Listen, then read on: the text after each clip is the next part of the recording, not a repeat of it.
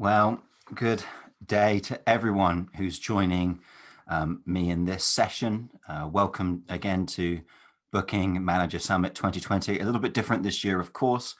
Like you, like many of you, I expect, I was planning to be in Zagreb in person, but it's nice that we can be here online. If you are around Europe, good morning to you. It's morning here in England, where I'm joining you from. My name's Scott Gould. I had the pleasure of being at Booking Manager Summit last year. And for this session, we're going to be looking at the basics of engaging customers in a sale. And I should point out that there will be an advanced session. So we'll be looking at more advanced sales engagement and customer engagement techniques later on today at 2 p.m. Central European time, and then also 3 p.m. Central European time tomorrow, Tuesday 17th. So a bit about me. I wrote the book, The Shape of Engagement. I'm a former church minister, actually. So my experience of engagement very much is from the perspective of how people engage with religious things, which are very deep, right, very core to us, very, very engaging. And then as I began to apply what I'd learned in religion and to other situations, I found that business and religion actually worked very, very similar. So I'm a former founder of a number of businesses, and I'm currently a consultant. My primary belief, I think, is that engagement is the most important skill that we're never taught. You can see it right there. And I hope to convince you today that that is true, and that maybe I can also help you improve your engagement. So let's look at the performance outcomes. What do we want to achieve in this session together? And indeed, I would love to know in the chat. For those of you who can, please, in the chat, why don't you put down what you're hoping to get out of this session? And then I will see it in the chat, and I can make sure that during this session, I make sure I cover that. My intention, if I don't hear from you, is that I want to look at two performance outcomes for everyone here. The first is to have a simple process to use in sales conversations, right? Which is essentially what I'm using regularly myself as a consultant.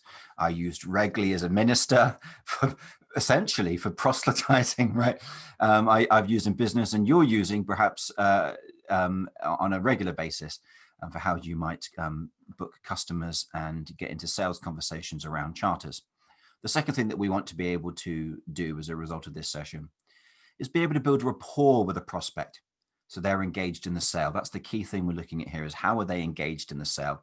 And we'll describe what that means a little bit later on. So first of all, let's establish a helpful mindset. And please, if you haven't already, please do in the chat, put what you're hoping to get out of this session down below. So I want to start off with establishing a crucial mindset, which is sales is not magical. I think it's very important to say that sales is not magical. It's a simple process that anyone can do, because we are doing it all day, every day anyway, right? We are all of us in sales on a regular basis. It's really, really important for us to get clear on that, right? And you might say, well, okay, can prove that we're doing this all the time. Well, if we just look at the buying process, actually, we can kind of see that there. I mean, first of all, we seek to understand the buyer's needs, right? That's the kind of first thing we do with sales. Second thing is we make a relevant offer, and possibly we negotiate. That's a really important thing. And then finally, we fulfill the order that they have made, the purchase that they have provided. And hopefully we can make another offer. There are a few extra bits which we won't be looking at today, right? Marketing, of course, creates a prospect in the first place. The session just before me with Daniel Disney, looking at social selling is an example of that. Indeed, you might well have people who are working on marketing and brand building in your organization. And at the other end of the funnel, we've also got this thing of making sure that we deliver the product, right? That fulfillment goes into a sense of delivery. Often, if you're booking charters, there's a sense of what's the charter experience like? Well, what we're going to look at is this section here, right? Understanding the buyer's needs, making a relevant offer. And what I want to prove to you now is that we're doing this every day. That this process, this simple process of understand a need, make an offer, need, offer, is what we are doing all day, every day, right? Buying and selling all day, every day. Because any of you who are parents out there, I've got 3 kids, right? My child is hungry. I understand that that's their need. And then what do? I offer them food. Generally, there's a bit of negotiation as well that goes on, right? Do you want this? No, I don't want that. Okay, do you want this? No, I don't want that, right? And you eventually find what it is that they want, and then they go, yes, I want that. And then you give it to them, right? It's the same thing that if somebody says, I want to get to know you, we go, that's their need. I want to know you. Well, the relevant offer is, well, let's have a date. We're doing this all the time. Or somebody's need is, I'm cold. So the relevant offer is, would you like to share my blanket? Right? You're on the sofa, somebody's cold, you share the blanket. Or somebody says, I really would like to buy a coffee, right? And this is very often what we do. We go to a shop, we have a need, I'd like to buy a coffee. Somebody makes a relevant offer. Well, would you like a coffee? Which coffee would you like? And here's your coffee. The trouble is then that what happens often is somebody goes, I want to book a charter. And suddenly we flip out. We forget that we know how to make an offer, and we suddenly become scared and nervous because, of course, the stakes might be higher. We might be talking about multiple thousands of euros, and we kind of freak out a bit. And that's understandable, but I think it's really important to understand that sales is about fulfilling need. If somebody comes into your shop, right? I mean, this here is your shop. Imagine this is physical or virtual. Somebody comes into your space and this is you, and they come with need. They are here to buy. Right? Let's be clear about that. Nobody walks in or comes along unless they are interested at the very least. And so sales isn't about convincing, it's about confirming. Your job isn't to convince them. Your job is to confirm what their need is and that you have a suitable offer that can meet their need, right? You get me? I wish I could see your faces to make sure you're nodding. So again, maybe in the chat you could put here, yes, I'm following you. Yes, I'm on track with that. That'd be helpful. So let's look at the 4 scenarios, right? Because there are only really 4 scenarios of how this can go. Right? It's kind of like quite straightforward. The first is that somebody comes and they know precisely what they need. Right? So here's the prospect. They come in, they know precisely what they need. They know what they want. So your response is, okay, pay here. Now, when I started in sales, it was selling anything. It is the thing of saying, pay here, that often can be the tricky thing. I remember my first job was a Saturday job working at a clothing store. And it was this, this thing of somebody would come to the till with the items they want and you'd scan them all in. And there was this kind of slightly nervousness as you'd say, that is 50 euros, please. Right? You'd have this kind of slight thing of, oh my word, I'm actually making a sale here, right? This is a huge moment for me. But we have to be able to make the sale. We have to say, here's where you pay. It's really important because, well, we'll get into it in a second, but if we don't make the offer, then they're going to be twiddling their thumbs, going, waiting for us to make the offer. Let's look at the second scenario. The second scenario is they know what they want. The buyer comes in, they know what they want, but they have some questions. So our response to this is go, yes, I can help you. So let me understand more about what it is that you have questions over, right? We don't say no, right? The answer is yes. And so, right? It's pretty straightforward here. Let's look at the third scenario. Again, pretty straightforward. They come in, this time they don't know what they want. Right? I mean, they know that they want something. They want something around what you have, but they don't know it specifically. So then your job is to provide options. You want this or you want this, right? Yeah, it's a bit of a bad example, right? But it's like going into a shop to buy some cigarettes and you say, I want Marlboro, and they go Marlboro Red or Marlboro Gold, right? It's which one do you want? This one or this one, right? So that's our third scenario. The fourth scenario is when you can't offer them what they want. Right? They come in, they know what they want. But in your case, you say, well, we don't have that, we can't do that, but it's the key thing, right?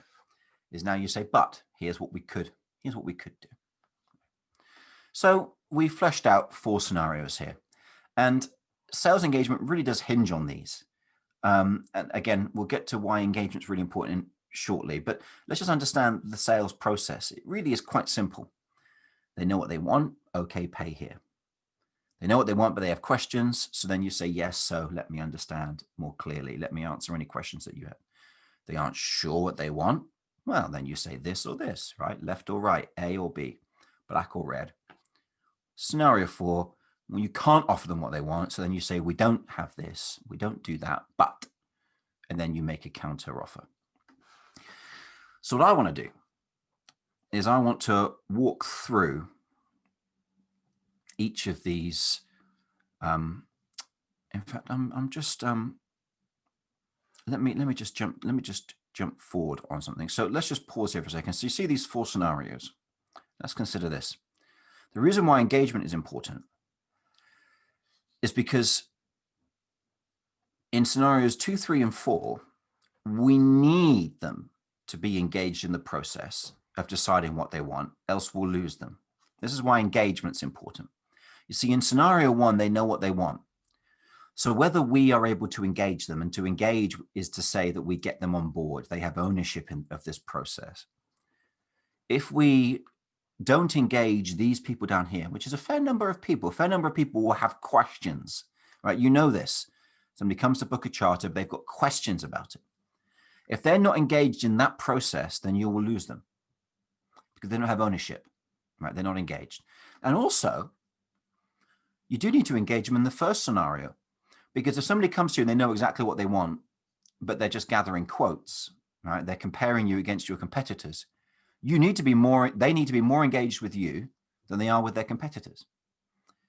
So, and what is engagement, right? Well, to be unengaged is to be separate. To be engaged is to be together. So what happens is if someone comes to us and for a sale, when they're unengaged, it's very much me, the customer, you, the supplier. And if you're rude or if you're unengaging, they probably won't be back, right? They're going to leave.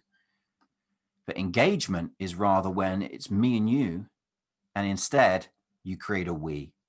They're engaged. We all know what this like. What this is like. Somebody is helping us buy something, and we just feel so connected to them. We feel so together with them in this process that why would we go anywhere else? We love it. We feel like what they're doing it's not just them and me, it's us. We feel like it's us in this moment together. That's what a great salesperson does, right? And there's a trick to this, which is to find common ground. We'll come back to that a little bit later. So I want to walk through how we engage people in each of these 4 scenarios, okay? And again, this is supremely practical. This is what I'm doing on a regular basis for myself every day as a consultant, right? So let's walk these through. So the first example, let's look at a conversation that might happen. And then we'll look at how this conversation shouldn't go. All right, here's hopefully how it does go in scenario 1.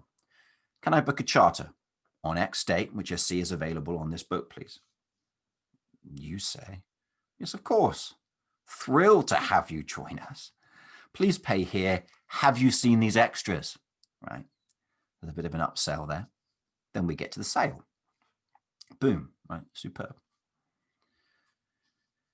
Here's what's not to do. Here's what not to do. Right.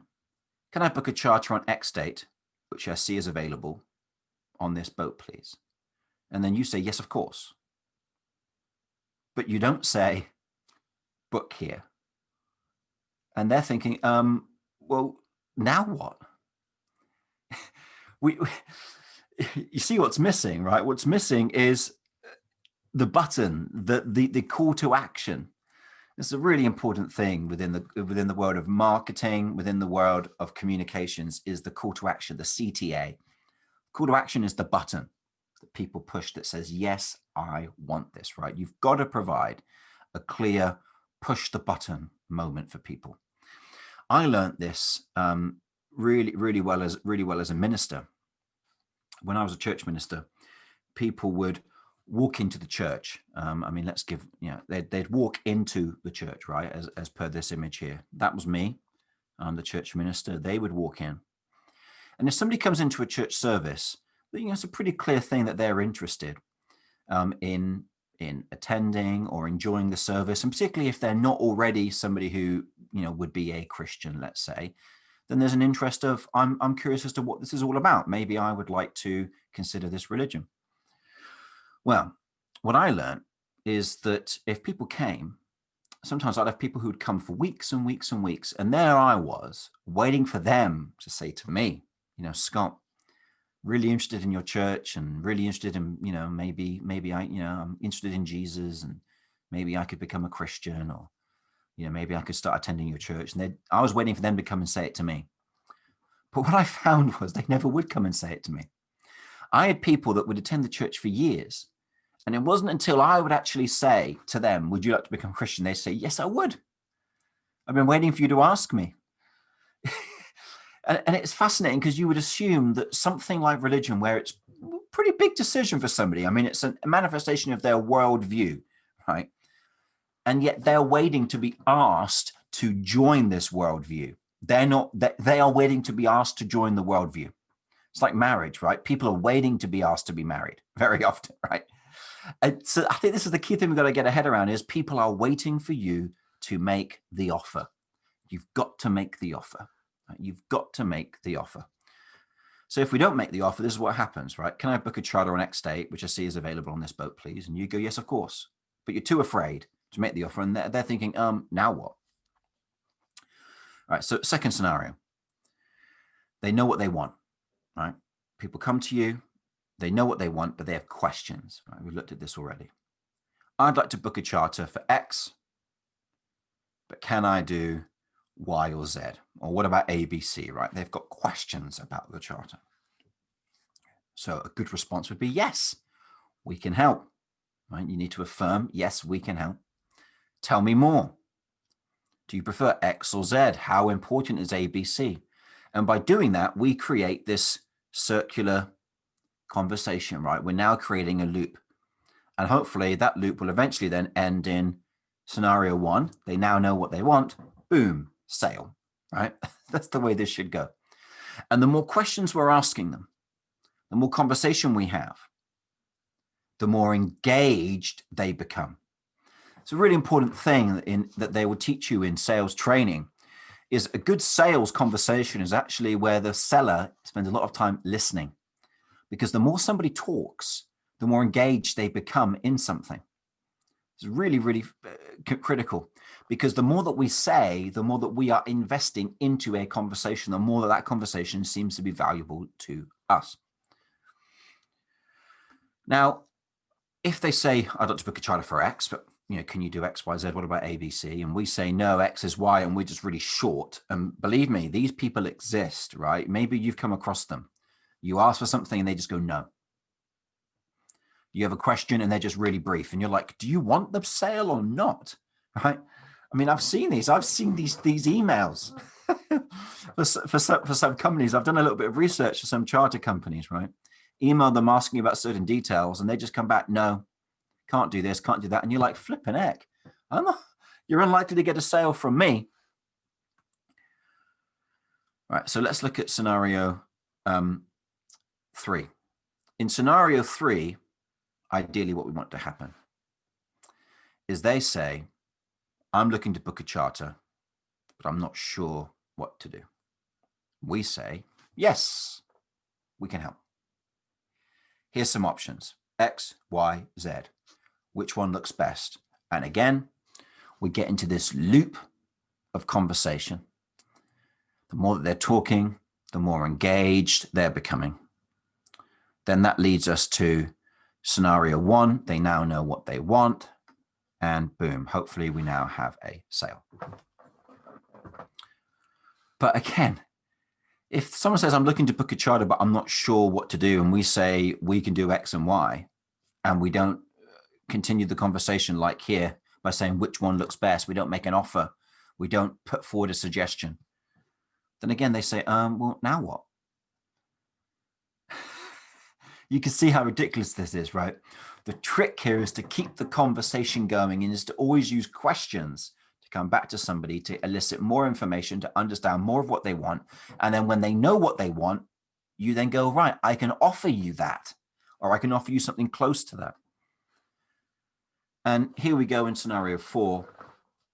You can't offer them precisely what they want. Can I book a charter on X date on this boat, please? Well, we don't have X date available on that boat, but we have Y date or Z boat, right? That's how this should go. I can't do precisely what you want, but these are the alternatives, right? Boom, they now know what they want. They pick one of the alternatives that you've supplied. Boom, sale. This is how it's done, not to be done. This is how it's done badly. Can I book a charter on X date on this boat, please? Well, we don't have X date available on that boat. And that's all you say. Well, that's going to go nowhere, right? So let's recap where we are. Right. Scenario one, they know exactly what they want. You say, okay. Scenario two, I mean, we've gone through this. Here's the process, right? This is the simple sales process. Is an inquiry comes to you. Your job is to understand their needs by asking questions, and then you make a relevant offer. And sometimes you need to make an offer for them to refuse it, or to say, no, that's not quite what I want, in order for them to actually understand what they do want. I'm looking to buy X and Y, and then you offer X and Y, and they go, actually, that's not actually what I want. I wanted more something like Y and Z. And then you find out, right? It's a really, really simple process. You ask questions to understand need, and then you make an offer. Right? It is that simple. Because they come to you with desire. You're not trying to create desire. They've already got desire. That's why they've come to you. Your job is to understand the need, make the relevant offer. So hopefully that's performance outcome one done, right? Which is you now have a simple process to use in sales conversations. I want to pause here for a moment. Just make sure that if there are any questions or anything coming in, that I'm addressing it and that I'm making sure I'm touching upon everything that you've got. So it'd be really helpful for me to see now in the chat. If you could relay back to me anything, and I see there's nothing coming up for now. So I'm going to carry on moving forward.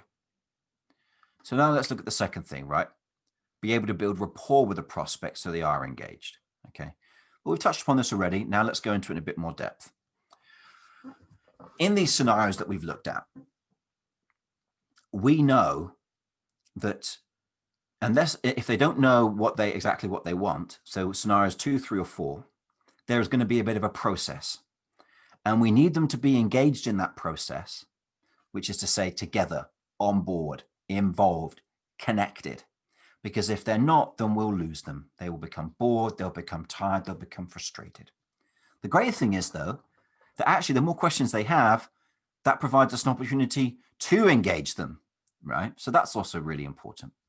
And as we've also said, even in scenario one, where they do know what they want, it's also a great opportunity for us to engage them, and we need to engage them. We need to find ways to engage them.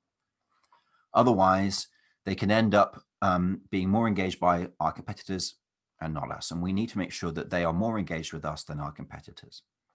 And so that means that we have a really delightful conversation. Right? All of us know what this is like. All of us have these times, right? I mean, I know you will know this, right? When somebody, you've had a sales conversation with someone and they've been so helpful with you, you just want to hang out with them. You're like, you've done an amazing job for me. I'm so grateful, right? This makes a massive difference. So actually the conversation that we have for engagement has real benefits. And if you join my advanced session later on today, we actually talk about some of the benefits. In fact, I mean, I can quickly just skip now. Let me just quickly show you. See, when this is a preview into the session later on and into the advanced session tomorrow, but very quickly, when somebody is engaged, which is to say that it's a sense of this is we, right? It's not you and me, it's we. I really feel together with you in this, right? I mean, maybe you feel engaged now with me, right? Maybe you feel there's a sense of we going on here, right?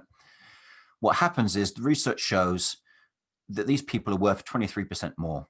They spend 3 times more. They spend 90% more frequency. They're 5 times more loyal. They're great athletes. They're more likely to try products, right? All these benefits because they are engaged with you. And the thing is, you can get to this quite quickly. We're going to look at how. So, as we've said, to be unengaged is to be separate, right? To be unengaged is to say that's you, that's me, and we are separate. To be engaged is to have those two come together. And so you and me cease to be, and we have a sense of we. That really is what engagement is. So as we've looked at here, somebody comes to you for a sale. Initially, it's me and you, right? And there's a mindset here, isn't there, which is quite unhelpful. The buyer is thinking, well, I want to make sure that I get the best price here, right? And you're thinking, I want to make sure this buyer doesn't push me for too much discount, and that I really make sure that that I get them on board at a good price and everything, and I've got to convince them. So you can see there's a bit of an unhelpful mindset that can be lurking underneath there. And indeed, if you're rude, right? If you are in some way disengaging, right? I mean, if I'm not talking about if you're just plain, if you're just normal, but if you are disengaging in some way, they won't be back, right? And that's a really important thing to say. But if you can be engaging, you create a sense of we, right? The question is, how do we do that? We'll look at that in a second. And as I've said, the trick for creating a sense of we is to find common ground. Now, I want to share a story from my own life to look at how we do this. This is me back when I was a young man, very young, in my late teens. And at college, I used to be called Scary Scott. Because I was a bit of a religious zealot, I suppose. I was very passionate about my religion, which is, nothing wrong with that, but it pushed people away a bit. But I read this book that really helped me become less socially awkward, it said, talk to people about their favorite subject, which is themselves. And I learned that I could get on with almost anyone if I just had a conversation that focused on them. Because, of course, the more that I asked them questions, the more that I focused on their interest and got to talk about them, people love talking about themselves. So people would talk to me, and they'd feel like we had a really good conversation. And doing that, I actually went from being very socially awkward to being very socially competent. In fact, my wife jokes that I'm the guy that will befriend everybody at a wedding, right? If you're at a wedding, I'll get to know everybody there. And I do. I love people. But I did learn, actually, that there is a more powerful way to connect with people, which is not to talk to them about them, it's to talk to them about the things that we both have in common. Talk to people about the common ground, the shared experiences, right? Because when I find what there is a we on, then I'm creating this. I create a sense of we. So for instance, you can use this to overcome various engagement blockages. So let's say there's a big matter where you and your customer are disengaged, right? The customer wants to make a big purchase, and the sales process being a bit tricky, you're struggling to find out what it is that they want precisely. Well, what you can do, and what I found out I could do, is if I could find a small matter where we could agree, where we could engage. Something as simple as, hey, I see you're in the same city that I grew up in. I see you're interested in this boat. I'm interested. I love boats like that too. Oh, I see your name is such and such. I've got a brother named that, or a sister named that. Just finding a little point of unity, a little point of sharedness. Then that actually ricochets and it helps the overall process engage. It's really quite a magical thing. So what we can do is we can create a sense of we by using kind, small talk, and common ground. Now, when I was at Booking Manager Summit last year, I talked about this. I talked about how a really important part of follow-up, of staying in touch with people, is to say things, is to be polite at the beginning of emails, to say things like, hi, how are you? I trust you're well. And many people were saying, well, we Croatians, we don't necessarily use small talk. And there was a bit of a debate about it. But my point that I made then, and I'd like to really emphasize it again now, is that those little bits of interaction are actually what help warm people from any culture. Any culture appreciates politeness, kindness, thoughtfulness, but it creates a sense of we. It says, I care. And ultimately, people's purchasing decisions are emotional. They're not based on reason. This is quite well researched. We make decisions emotionally, and then we find reasons to support them afterwards, right? And so this helps get people into a positive emotional state before they purchase. And so then when we come back to here, if we create a sense of we, while using things like small talk, friendliness, we are then able to get them engaged in the conversation. And in these other scenarios, where it's going to be a little bit trickier and we need to engage them in the process of deciding, then they are on board, they're interested, and they're listening to us. Well, we're coming to the end now. I've breezed through this quicker than I expected I would, and I was expecting various questions and things, but let's just recap here, right? The process of sales is delightfully simple. And the advice that I would have given to myself when I was young, and I really hope you're listening now, I really hope that if you are someone who needs to improve your sales, that you'll understand that the process is simple. There are 4 scenarios for a sale. And in all of these, right, there is a very simple answer. You'll notice that none of these say no. Right? Your response to a buyer is never no, even if you do not have what they're looking for. Your answer is no, we don't do it. It's we don't. You don't say no, we don't, but, and you find someone who does, because that person is still someone that if you give a good engaging experience to, they might recommend you further down the line when somebody else asks them for a service that you do offer. And the process is you ask questions to understand the buyer's need and you make a relevant offer. You have to ask the questions to understand the need. Even if they come knowing what they want, it's still worth sometimes just checking and saying, let me just make sure I understand this is precisely what you want. And then you make the offer. You have to make the offer. If you don't make the offer, it doesn't work, right? And if you don't understand the buyer's needs, it just can seem a little bit desperate, forward, and harsh. So that is the simple process of sales engagement.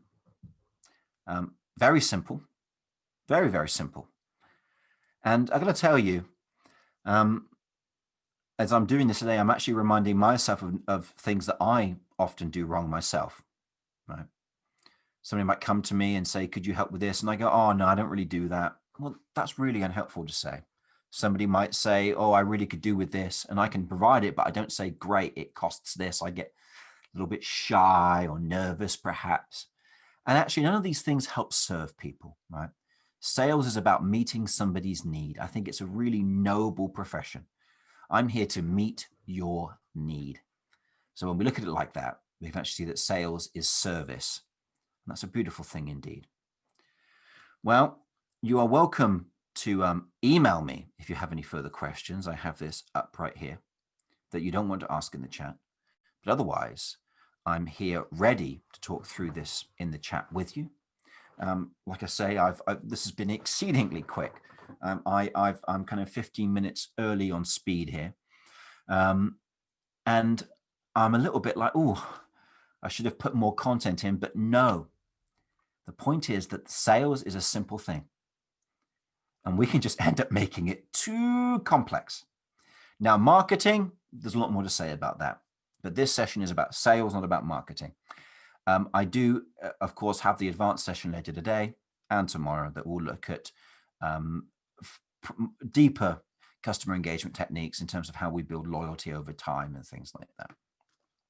So I will wait here now, ready and willing to answer any questions.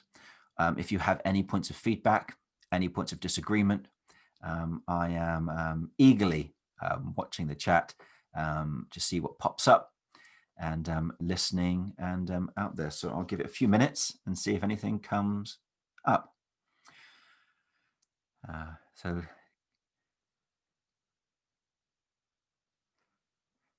While I'm waiting, if you are still listening, I hope that you are enjoying. I hope you are enjoying the conference so far. Here we have a question. Hi, Scott. It has happened to me where I've asked questions to accommodate a potential client. They didn't respond. How would you follow up on that? That's a really good question. So what I do, if somebody gets hold of me and they ask and they say, I've got a particular need, and I ask questions and they don't reply.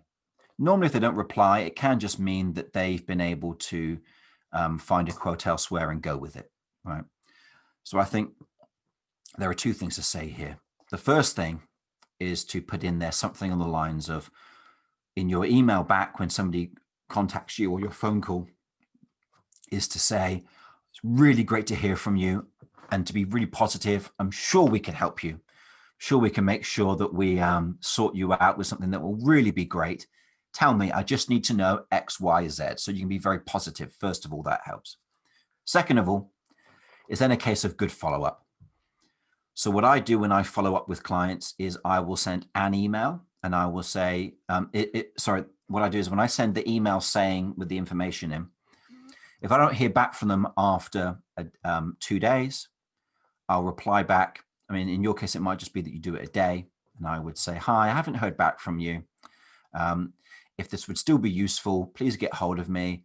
Otherwise, please do think of us again in the future. It's a very brief email.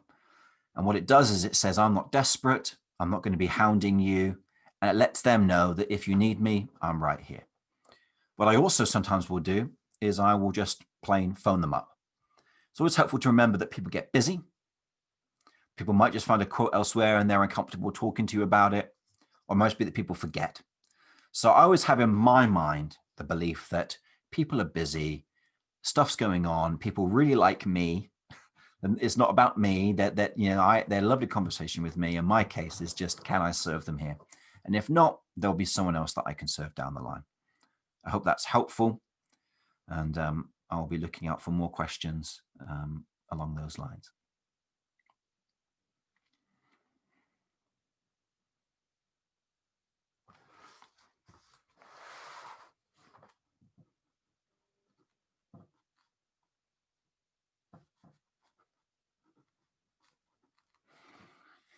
So I'm going to wait around for a few more moments, just seeing if any questions crop up.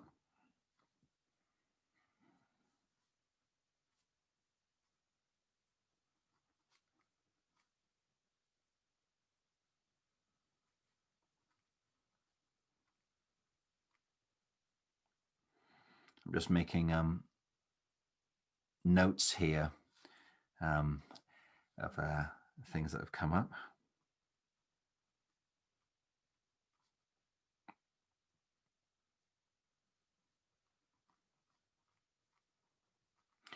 What you might want to do is take a screen grab of this, by the way, as a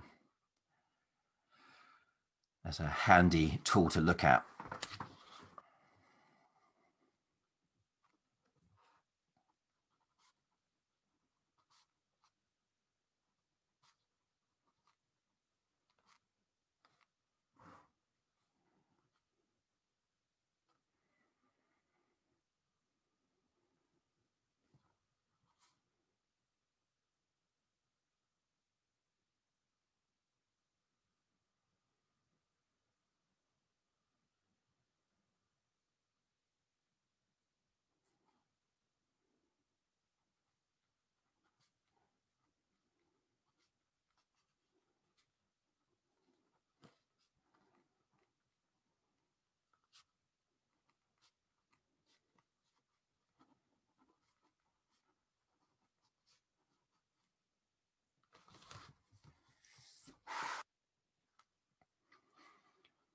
So it seems that there are no more questions coming in.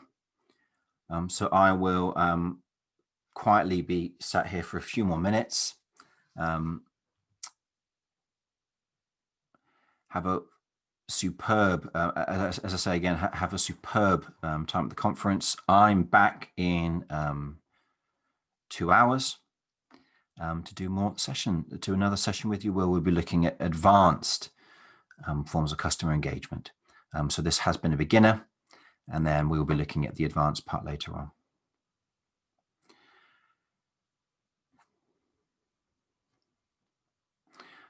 So yeah, I'm good to wrap that up. Thank you, everyone, and I will see you throughout the conference again. Here is my email. If you would like to pick up with me on email, I'm around for the duration of the conference, immediately available to chat with anyone, and I will be in many of the sessions. So please do feel free to say hello and reach out. Thank you very much. See you later. Have a great day.